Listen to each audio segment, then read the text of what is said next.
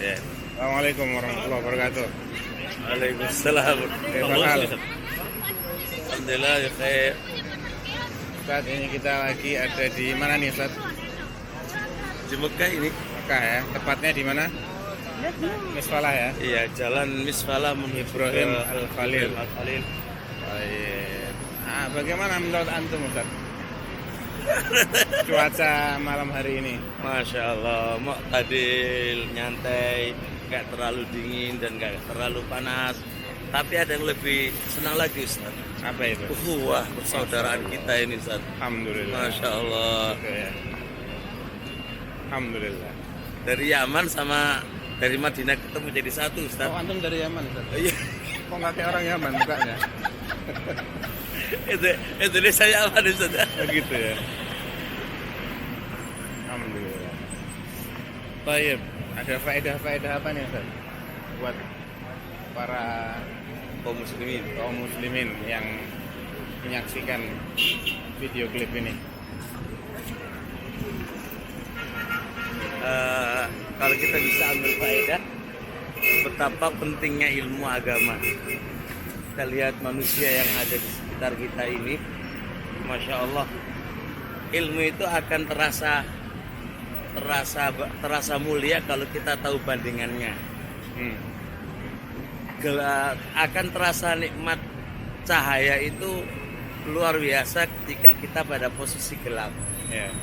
Sebagaimana kita lihat, Masya Allah, kaum muslimin beraneka ragam mereka beribadah kepada Allah Subhanahu Wa Taala, tapi cara ibadah mereka, Masya Allah, ya menurut pengamatan saya, kalau saya salah ya ini menurut pengamatan saya jauh sekali dari bimbingan yang dibimbingkan oleh Rasulullah SAW. Seperti apa kira-kira Ustaz yang paling sering antum saksikan tentang kesalahan beribadah yang cukup populer ini? Pertama, kita lihat aja sekarang ini, mereka ada yang menunaikan umroh, ya kan, sekarang lagi di Mekah kan, mereka menunaikan umroh. Ya paling mudah lah yang secara akal, nggak usah pakai dalil, karena dalam kaidah fikihnya dan termasuk qawaidul kubra khamsah disebutkan la dharara wa la dirara. Tidak boleh saling memberikan mudarat kan, dan mencabut mudarat yang kecil dan menolak mudarat yang besar.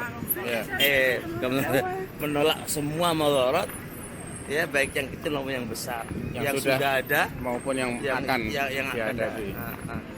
Mereka pikirnya teriak-teriak, Masya Allah, ketika tawaf, ketika sa'i, yang mana mengganggu kaum muslimin. Yang mana kaum muslimin butuh ketenangan, butuh untuk khusyuk dan untuk munajat kepada Allah itu lebih nyaman, lebih apa begitu. Tapi dengan adanya mereka suara kenceng, Masya Allah, terganggu sekali.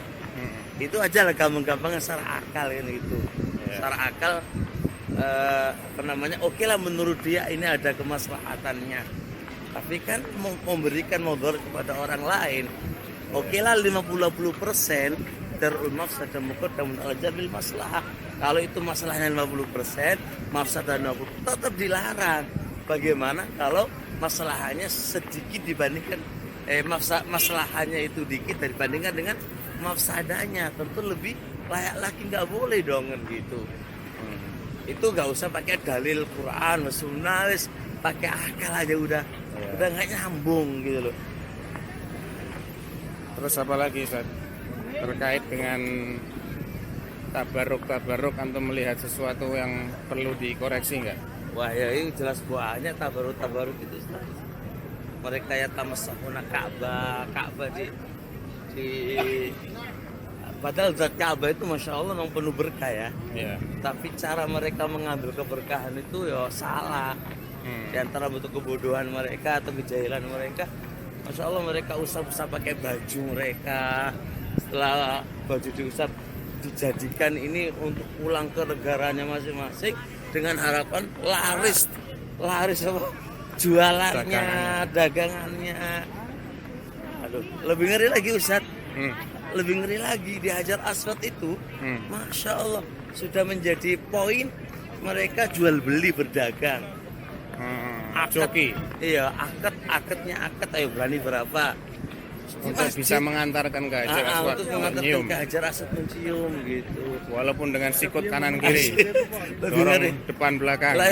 Lebih ngeri lagi sampai harus nabrak orang, sampai perempuan pun, Masya Allah, perempuan lebih ngeri lagi. Nah, iya. Beraninya mereka ke Hajar Aswad, itu banyak laki-laki yang berkerumun di situ.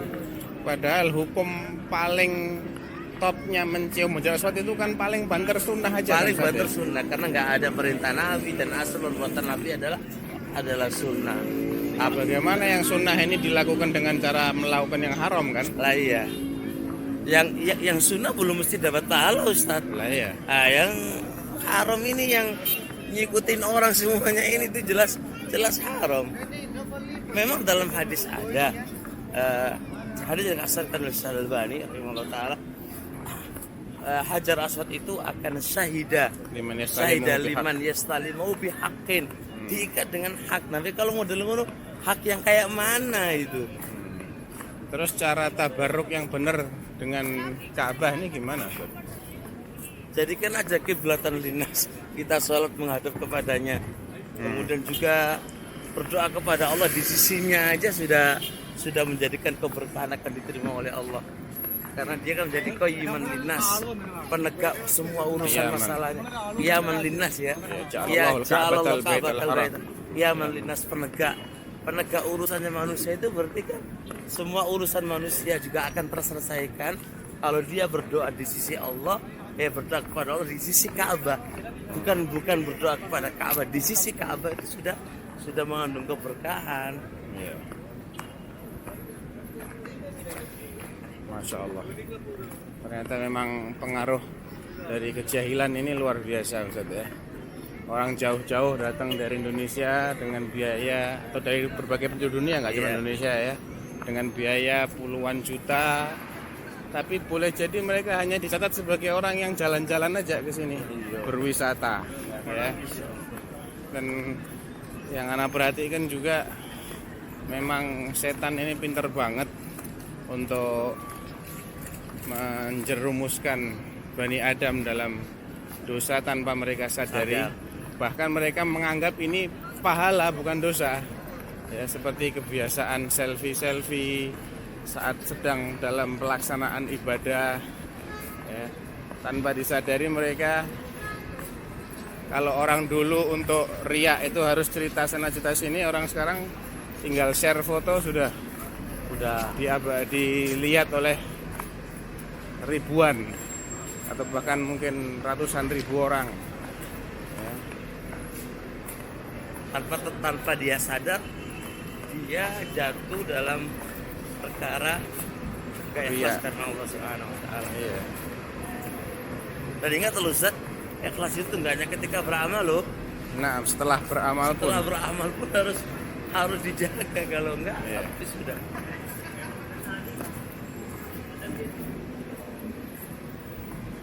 Subhanallah ya. Padahal khususnya umroh ini kan ibadah yang mengandung prestis, sehingga untuk ikhlas itu lebih berat.